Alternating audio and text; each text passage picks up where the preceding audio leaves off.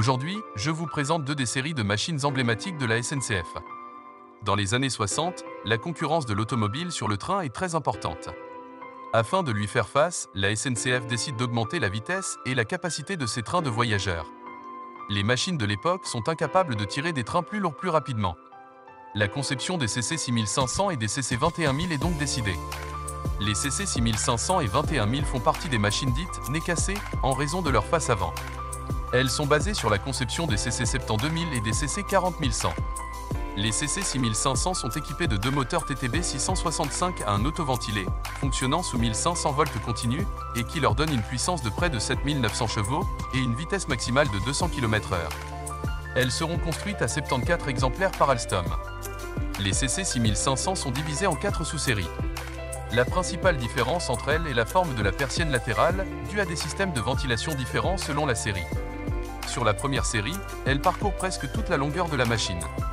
La deuxième série possédait des grilles verticales décalées en plastique. Enfin, la troisième série porte ces mêmes grilles mais en inox.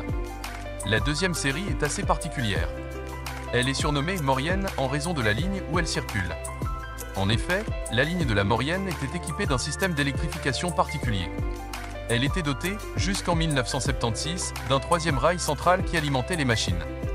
Les locomotives électriques qui y circulaient, dont les CC 6500, étaient donc équipées d'un frotteur. Les autres séries peuvent circuler sous 1500 volts continus.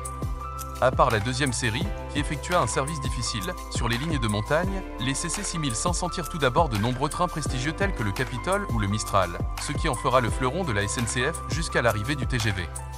Elles tireront également des trains de fret. Elles seront affectées dans plusieurs dépôts de l'Est de la France comme Chambéry, Lyon ou Vénissieux.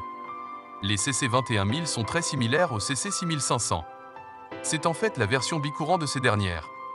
Elles assurent les mêmes services mais peuvent circuler sous 25 000 volts monophasés.